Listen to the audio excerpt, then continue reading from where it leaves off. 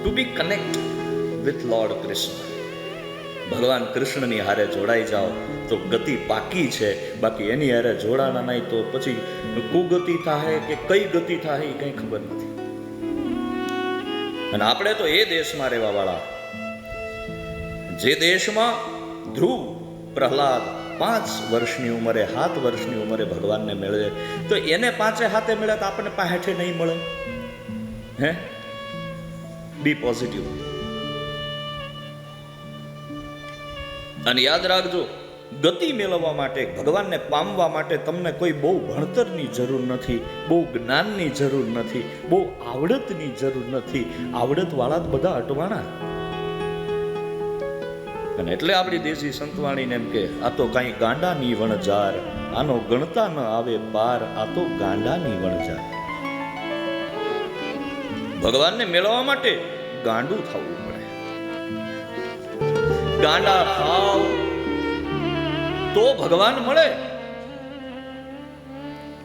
અહીંયા ઊંચો ગઢ ગિરનાર ને અહીંયા નરસિંહ મહેતાના કામ કરવા અનેકો વાર ભગવાને આટા આવવું પડે અને પડે. હું કામ? કારણ કે ગાંડા છે. ડાયાનું કામ નથી, ડાયાના ડાપણ અભરાય પડ્યા રે. હા, નથી ઘણા કહેતા કે આ એટલો બધું કથા કરીને ખર્ચો કરવાનો ને એટલા બધા રૂપિયા ને એટલા બધા માણસોને જમાડો, આનો ફાયદો શું? આવું કહેવા વાળા ઘણા દેવતાઓ હોય. પછી આપણે એને પૂછવું કે ભાઈ તારા જન્મનો આ દુનિયાને શું ફાયદો? એ કે નુકસાની સિવાય.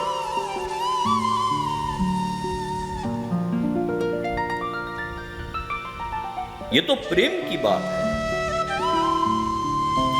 તમને એક બીજી વાત કરી દઉં. અહીંયા બેઠા બધાને એક આ દુનિયા છે ને મિરેકલમાં માને છે, પરચામાં માને છે. પણ હું પરચાનો માણસ નહીં, હું પરિચયનો માણસ છું. આંગળી ચીંધવા વાળો માણસ કે જોઈ લે, તને સારું લાગે જો ભાઈ.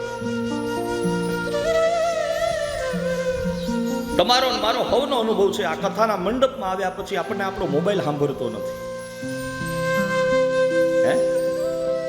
અહીંયા બેઠા પછી આપણને ક્યાં સમય જાય છે એનું ભાન રહેતું નથી. આનાથી મોટો બીજો પરચો કયો હોય? બીજા નંબરનો પરચો. આ યુગમાં તમે ગમે એને પૂછો કે ભાઈ તારી ફરિયાદ શું, તો ગમે એને જેને પૂછો ને એમ કે મારા છોકરા મારું સાંભળતા નથી. બાપાને પૂછો, છોકરાઓને પૂછો તો કે બાપુજી મને મારું સાંભળતા નથી, કે મારી ઉપર ધ્યાન દેતા નથી.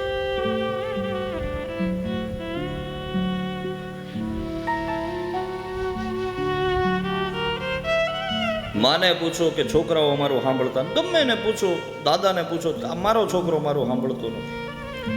અહીંયા કોઈને 15 મિનિટ સાંભળવા તૈયાર નથી, અને એમાં એક બોલે અને 3 કલાક બધા સાંભળે. આનાથી મોટો જાદુ બીજો કેવો હોય?